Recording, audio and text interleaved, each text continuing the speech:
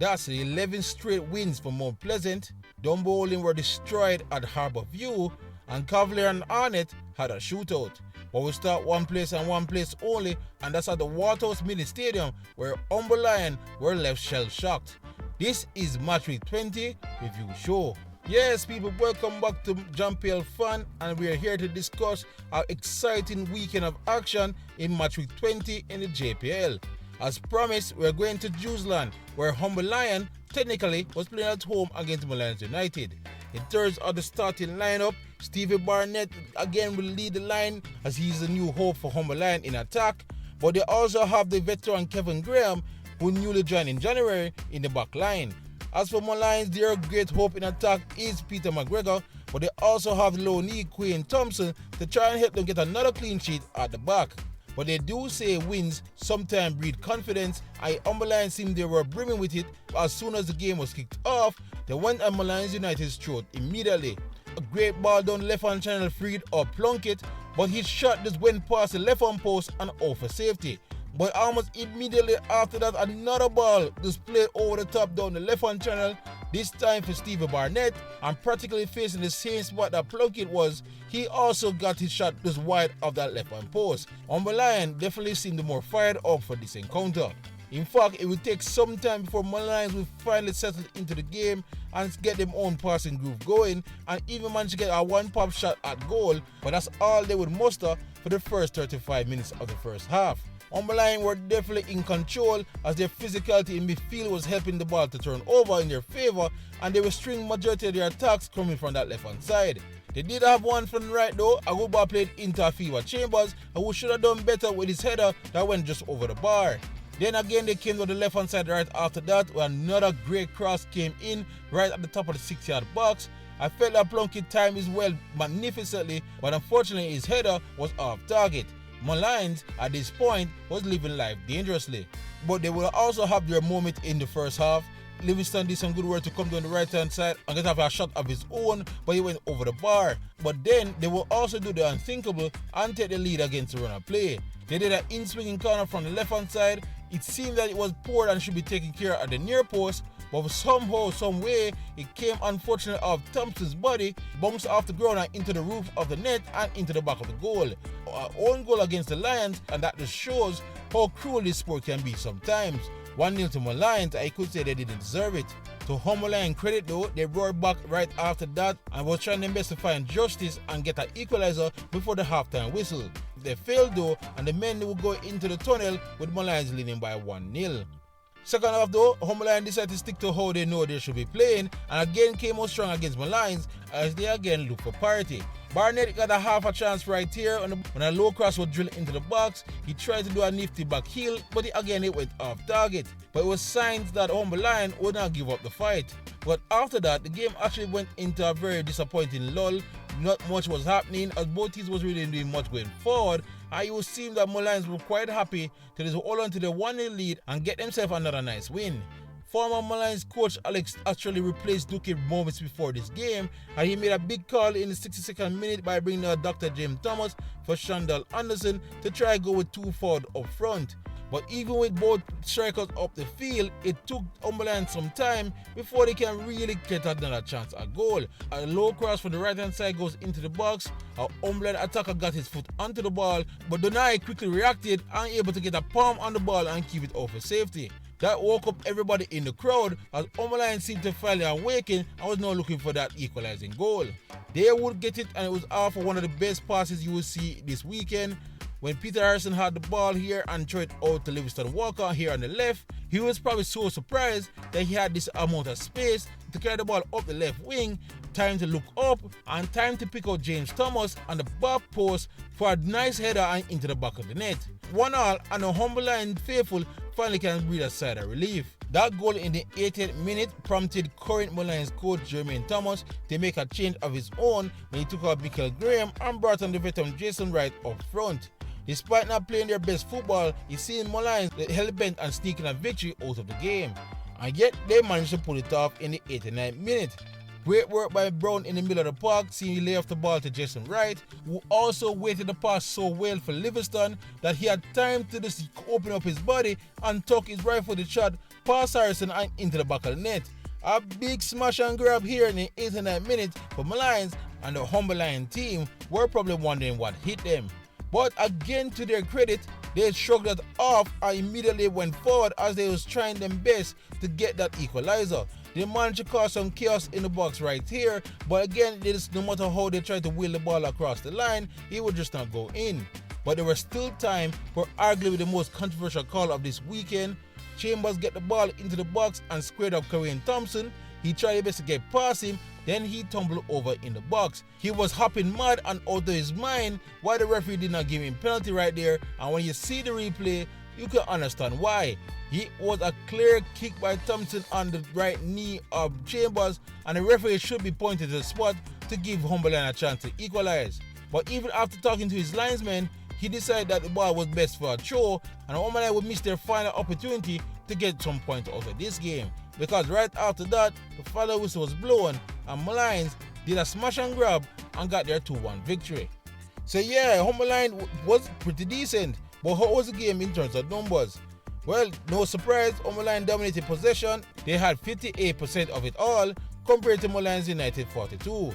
Humberline also outshot Molynes. They had 10 total shots in the game, compared to only 9 from Molynes United. Humberline though only managed 1 shot on target throughout the entire game as they missed too many chances, while Molynes managed to have 2 shots on target themselves. As for dangerous attacks, Humberline also lead there with 70 compared to only 38 from Molynes United. As for corners, Humberline managed to have 7 while Molynes had 4. Okay, let's begin with Humberline. Football can be a very cruel thing at times. They definitely deserve way more than the 0 points they got tonight, and it's one of their better performances despite having no training session with their new coach Alex Thomas. As for Molynes United, these type of victories are the ones that are much sweeter, the one you don't necessarily play your best, but somehow come up with 3 points. They should be happy with the final result of Humberline 1, Molynes United 2. With that win, Molynes has now pulled further away from the relegation scrap, where Harbour and Dunbeholden are currently at. They face off against each other at the compound. In terms of the starting lineup for the home team, a second home debut is given to the likes of Trayvon Reed, Anthony Bennett, and Colorado Murray. As for Dunbeholden, Captain Fabian McCarthy will once again lead the team from the middle of the park, and coach Harold Thomas has given another chance to the new centre-back pairing of Binns and Watkins. No, 3 days ago at home against Waterhouse, Harbour could be argued that they were the better team, and they started out this game as if they believed so. They were much more aggressive on the ball early from kickoff, and immediately was trying to go at Dunbeholden to try to get an early goal. To Dunbeholden's credit, they didn't foul, and they themselves got into a steady stream of possession, as the game was a bit scrappy and even in the early proceedings. Chances were at a premium. I do seem unlikely anybody's going to unlock the defense so far in the early 15 minutes. So that's why, as a Dunbeholden fan, you'll probably be disappointed in what happened next. A route 1 pass was played over the back line. There was a coming together between Harvey and a Dunbeholden player. The player went down and the whistle wasn't blown, so no, there were no shots of a man in the box, and Harvey took a full advantage where they were able to play the square into the 6-yard box, and Javid Jars was on hand to nod the ball, along with some help by Romain Hamilton, into the back of the net. 1-0 to Harbour, and it practically came out of nowhere. Dunbeholden did not hang their head in shame. They did well to come up the pitch right after that, and did well to hold on to possession much better than the men in yellow. But they had a problem that despite all that possession, they were simply not testing Bennett in goal. But they probably felt as long as he kept at 1-0, they were still in the game. So again, as a Dunbeholden fan, you will probably be disheartened on what happened next. Another route 1 ball over the back line again, saw the Harvey attacker took the ball well in his stride, before to what seemed like Watkins placing a hand on his shoulder, brought the player down in the box and have the referee at the point of the spot. Trayvon Reed will be the man tasked of tucking away the penalty, and he duly obliged, where he coolly slots it past Romain Hamilton and give Harbour a 2-0 lead, again practically out of nowhere. At this point, Dunbeholden did not seem like they were understanding what was going on, and then before they can regroup, another ball was played over the top again, this time for Colorado Murray, who did well to shrug off his defender before getting the ball on his right foot and then slotted past Romain Hamilton at the near post. And just like that, it is 3-0. Dunbeholden at this point were just happy that the referee finally had mercy and blew the halftime whistle. And it seemed whatever halftime talk was done by Harold Thomas at the break didn't really help them coming out for the second half, as Harbour once again was doing better right out of the tunnel, and then they would even go 4 up by the 52nd minute.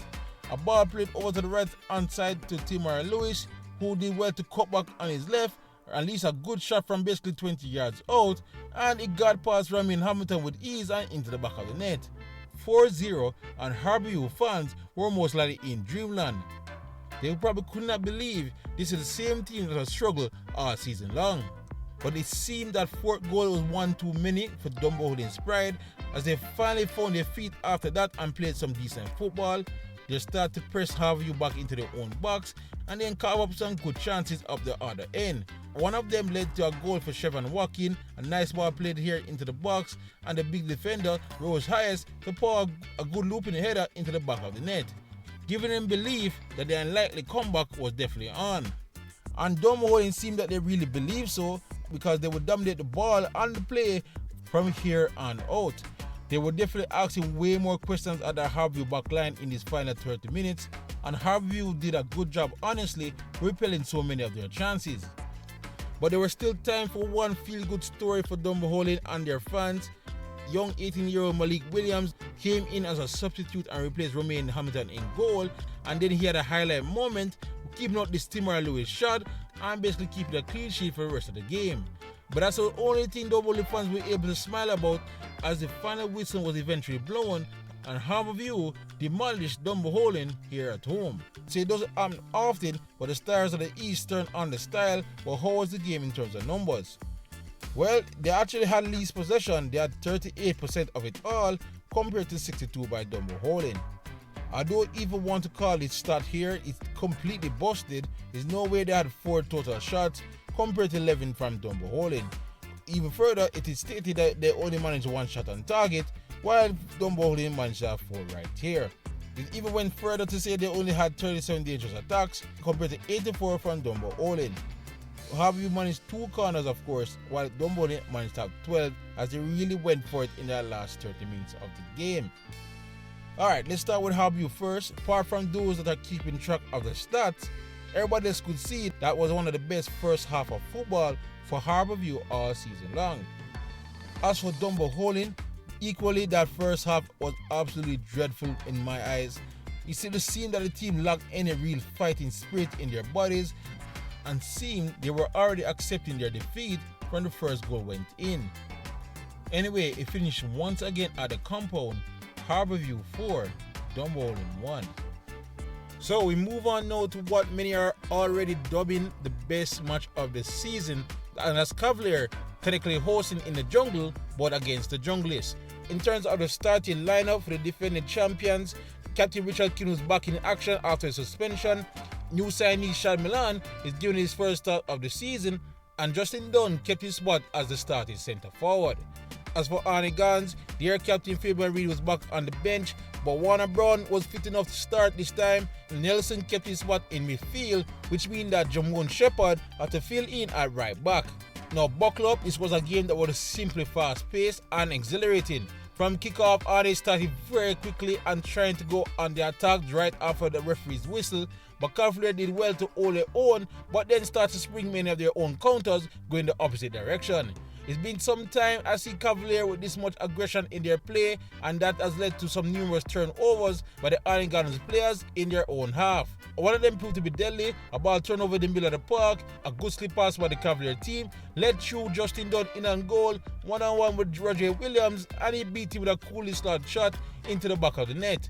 1-0 to Cavalier, and you could say they deserve it based on how well they were playing. But Arnett was not dead whatsoever. They came back up the other end and was now trying to find numerous chances of their own, and that meant the high-paced tempo just kept on flowing. But eventually, momentum will swing back in favour of Cavalier. Not only did they create some good chances with one of them even being cleared off the line, they even had 2 really good shots for penalty that was not given by the referee. But what they do had was control, and eventually they will get their second goal. Rashika Kelson was trying to come in from the right hand side and lost the ball. Then Dwayne Allen pulled off an amazing pass that freed Calvin in behind, and even though his first touch took him a little bit wide, he steadied himself before coming one-on-one with Williams before tucking his shot past him into the back of the net. 2-0, and the scoring line couldn't be any sweeter for Rudolph Speed and his men. And they didn't relent the pressure either. They would come right after that with a good chance to Justin Dunn, but his scope shots went straight to Williams' arms this time. Arnett, though, for their credit, was still sticking to how they want to play. They were still trying their best to do some build-up play at the top of the Cavaliers' box, but they simply lacked any real cutting innovation to really unlock that Cavalier defense.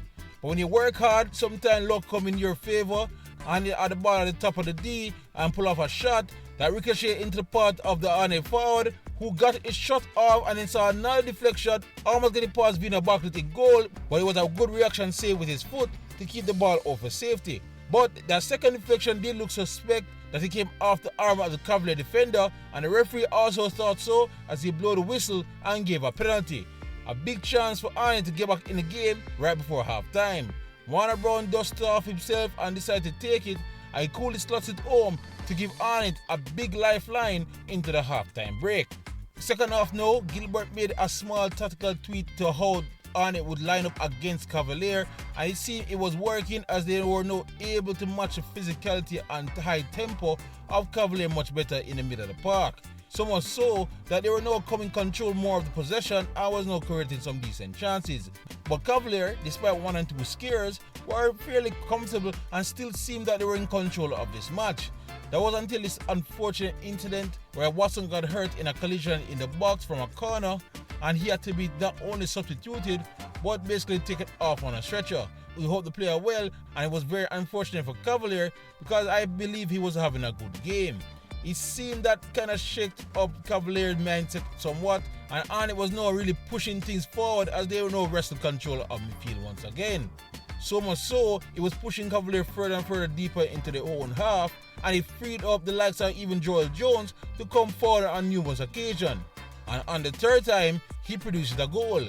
Some combination play between the midfielders saw Jones now have the ball at his feet, and then he come forward to the top of the box. He released a good decent shot, but it was going straight to Vina Barkley. But to everybody's surprise, somehow it bamboozled Barkley and into the back of the net. 2-2, and there was a big error by the international goalkeeper. After that, the entire junglers were on their feet and roaring their club to try to find the third, and Arnett basically feed off that vibe, and they were now coming again relentlessly at Cavalier backline. But to Cavalier credit, they steadied the ship after that second goal, and eventually the game started to get very nice at this moment as both teams would trade counters and of course trade big chances. One here especially from a set piece play to the back post, saw the ball nodded back to the top of the 6-yard box for Calvin, who was probably surprised that he had so much space in that area and kind of rushed his shot that saw a cannon off the crossbar. A big letter for Arnett Gans. But we will soon be saying the same thing about Cavalier, because moments after that, Warner Brown was played into the left-hand channel, barring down on goal, and facing Barkley at the tight angle. He decided to cut the ball back to his strike partner, Fabian Reed, who also said he was hurried into his shot and scuffed the ball past the post and missed the empty net. Another big chance missed by the Junglers, and it can't believe it that it is the legendary Parker Blocks that missed another guilty chance. After that, both teams were still going at it as both teams were definitely fighting to try and find the winner, but in the end they cancelled out each other and the final whistle was blown and left the game at 2-2. So it was real end-to-end stuff in that encounter in the jungle, but how was it in terms of numbers? Well, Cavalier only managed 46% of the possession compared to 54% from Arnett Gardens. Cavalier managed 12 total shots in the game, but Arnett Gardens had 20 total shots in the game. Cavalier managed 4 of those on target, of course, and Arnett probably needs some shooting practice as they only managed 3 shots on target. 48 dangerous attacks for Cavalier and 65 dangerous attacks for the Junglers. 5 corners for Cavalier, 7 corners for Arnett in the game. Alright, so let's start with Cavalier here. The defending champs again have an issue with keeping a clean sheet. I know you just have to start to wonder, why is it such a big difference between this Cavalier defense compared to last year? Sure, the likes of Irving and Mings no longer there, but you just felt as a team they should be much better protecting leads than what they're displaying so far this season. While Arnett Gardens, you have to give them major props to fight back the way they did, but the small tactical tweaks by Gilbert at halftime definitely helped them but it was all heart they showed to come back into this game. But as a neutral, that was a fun game, and again it ended Cavalier 2, Arnett 2. So Cavalier gave up 3 points, but their fellow finalists from last season were looking for history in our next match when they took on Tivoli Gardens. In terms of the starting lineup for Tivoli Gardens, Nathan Thomas was back in the starting lineup, and there's also a rare start for Radica Wellington. As for Mount Pleasant, there was a return of Kyle Ming after his yellow card suspension, return of Gadiel Irving as well, and there's a rare start for Nicholas Nelson and youngster Franco Celestine. Now, when the game started, Tivoli this actually started fairly bright, but Mount Pleasant definitely had better share of the possession early on. Not to say the West Kingston boys weren't trying their best to cook up something in the early proceedings, but they weren't doing enough to test Davis in goal. But their keeper on the other end would cough up the first big chance of the game. A simple ball was played into the box, and Harton somehow lose the ball, and he fell at the feet of Bailey, who should have done better to get his shot on target. Way over the bar it went, and so did an early chance for an early goal for Mount Pleasant. But that would be the catalyst of them dominating the game fully. They basically took over at this point, and now were looking the most likely to find the first goal of the game. They should have done so on display right here. Nicholas Nelson was in and goal 1-on-1 with Harton, but this time the Tivoli number 1 did well to par the shot and then got up quickly enough to make sure Celestine did get one on the rebound. But if you're a Mount Pleasant fan, you could smell the goal was coming. For a free kick that seemed to be at least 25 to 30 yards out, Irving at the angle coming with his left-footed shot towards goal. I felt Arnett got to it fairly easily, but for some reason he was unable to hold the ball, and it fed Kyle McCullough, who still had some work to do, but he did it well to free up himself for a shot, and he coolly slotted past Harton and into the back of the net. 1-0, and it's another big error at the back for Tivoli Gardens. To their credit though, they finally woke up in this game right after that and was finally getting at the Mount Pleasant backline to carve up some decent chances. But just like in the early part of the match, again they failed to really test Davis in goal. 1-0 it remains heading into the half.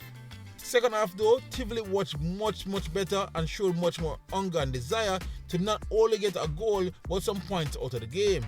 But Mount Pleasant was still having better of the ball. But Davis, who probably seen he was too bored in goal all night long, almost gave Tivoli an absolute gift where he whiffed on his clearance right here, but lucky for him and Mount Pleasant, it didn't end up into equalizer for Tivoli Gardens. It was a stark reminder for the men in blue that this 1-0 lead is slim indeed. They start push up more coming forward and try to find a second goal.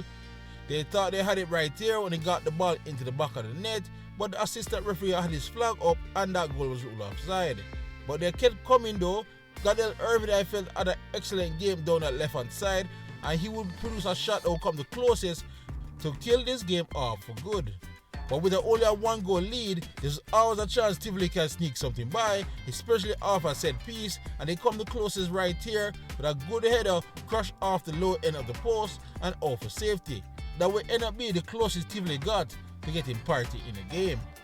Mount Pleasant would hold on to possession in the final minutes as they managed the game out to a 1-0 win on the road. So it was an efficient performance by Mount Pleasant, but how was the game in terms of numbers?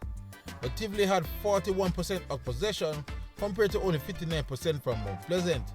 7 total shots in the game for Tivoli compared to 9 total shots for Mount Pleasant. Only 1 shot on target by the West Kingston boys, while 3 shots on target from the men from St. Anne. 28 dangerous attacks by Tivoli, 5 corners from Tivoli, and equally 5 corners from Mount Pleasant. So yeah, we just have to start with the history makers. Mount Pleasant have completed 11 wins in a row, and that's a new record in this league. This game also showed that it's not every time they're going to simply outstyle a team. Sometimes they'll have to scrap and fight, so it made that record even more impressive.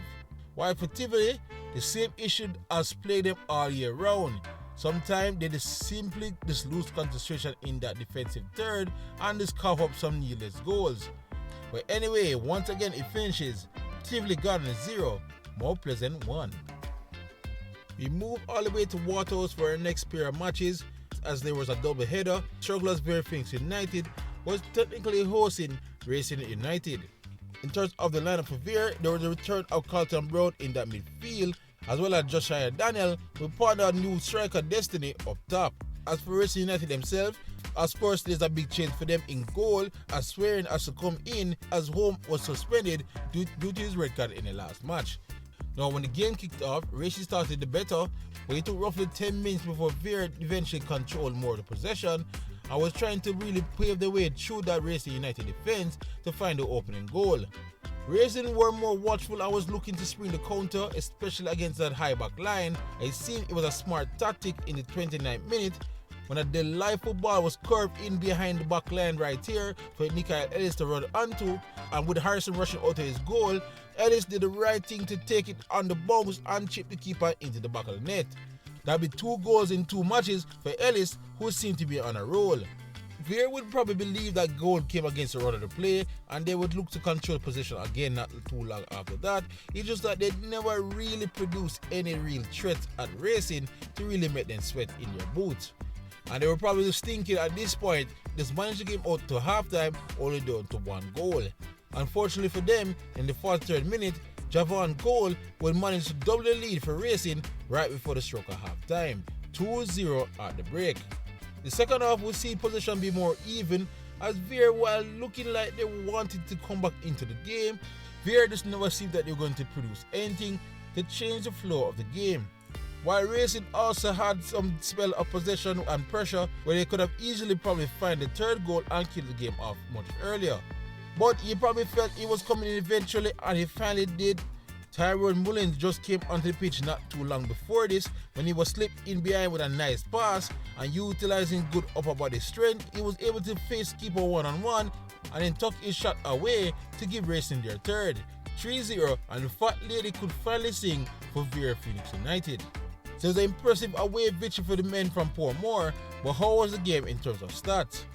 As I mentioned, Vere didn't manage to have majority of the possession. They had 56% of it all, compared to 44 from Racing United. Vere also produced 9 total shots in the game, while Racing managed to only have 6. Only 1 was on target for Vere, however, as Racing also outdone them there with 3 shots on target. Vere managed to have 49 dangerous attacks, compared to only 34 from Racing United. Okay, so where do I even start when it comes to Vere Phoenix United? They seem to be in total meltdown, as in the absence of Craig Butler, things just are getting bad to worse for the men from Clarendon. As for Racing, things can't look any better and look it up. A back-to-back victory for them, as well as that's back-to-back games they score more than 1 goals. The January market was definitely kind to them. So once again from Jerusalem, the game ended Vere Phoenix United 0, Racing United 3. Now, while some were probably not surprised by that scoreline in the opening game, I guarantee you, everybody in Waterhouse was surprised with the second match. Waterhouse was playing at home to the visitor Chapelton Maroons. In terms of the lineup, the home team made a big change. There's no Cameron Foster in the entire squad, so John Wilson comes in between the sticks. The other big change is that Leonard Jefferson was back on the bench and Nevada Blair was given a run out in the team. In terms of Chapelton Maroon, Demar Deacon was back in the starting lineup after his suspension. Levon Williams was preferred to Javel Ellis up top, and we'll get a better look on Daniel Watson. Now, when the game kicked off, the host team actually had more of the ball and was looking pretty decent. But by the 11th minute, they will be shocked out of their mind. A good forward attack by Chapelton down the right hand side saw Howell pick up his head and decided to deliver a good ball towards the back post for the waiting Watson, who finished up brilliantly to give the Maroons the early lead. 1-0 for Chapelton and Waterhouse stunned. Their jaws will hit the ground not too long after that. From a simple corner, the ball was floated in and Jamari Howell was basically free as a bird to run in another ball home. 2-0, and even Marcel Gale was wondering what the hell is going on. But after that, Waterhouse waked up out of their shocked state and would go on to dominate the game for the next 50 minutes. During that time, they would conjure up some great chances at goal that brought Prince Daniel Smith into action more than 1 and 2 times. But no matter how much they tried, the ball would simply not beat the keeper and go into the back of the net. This bad luck continued in the second half, where they again would draw some good saves out of Prince Daniel Smith and was simply cursing their luck while they can't find the back of the net. But things ought to get even worse for them by the 63rd minute, On the counter, Chapelton came up the field and then played a delightful ball in behind for Levon Williams, who went a bit wide, who did well to get a shot on goal, even though it was a weak one. But yet he was still managed to beat Wilson underneath his body and into the back of the net. That goal came at the perfect time as Waterhouse pressure was building, and know this would simply deflate them going forward. They still managed to cover one or two chances towards the end of the game, and again they still couldn't find the back of the net before the game would eventually simmer down and Chapelton would walk away with all 3 points. So Jerusalem was left stunned, but how was the game in terms of numbers? Well, Waterhouse absolutely dominated possession, especially after that second goal, and they had 65% of possession at the end of the day, while Chapelton, of course, only had 35. Waterhouse did manage 14 total shots compared to the Maroons 7. 3 of them were on target for Firehouse Nation, and 3 of them on target also for Chapelton Maroons. 67 dangerous attacks for Waterhouse, 28 dangerous attacks for Chapelton Maroons. 10 corners to Firehouse Nation, 3 corners to Chapelton Maroons. Honestly, people, I wish I have an answer for you what's going on at Waterhouse, especially here at Jerusalem. Well, as for Chapelton, these type of results definitely leave a statement. Massive 3 points for them, as they want to ensure there's no chance of them getting back down to relegation.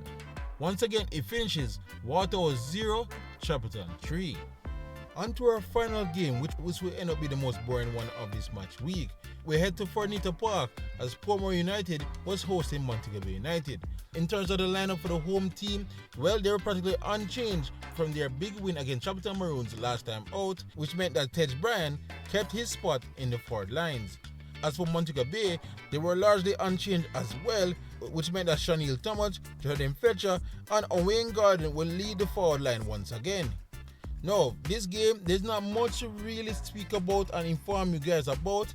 It started fairly equal between both teams as Portmore had a decent spell of possession before Mobe eventually had a decent spell of possession.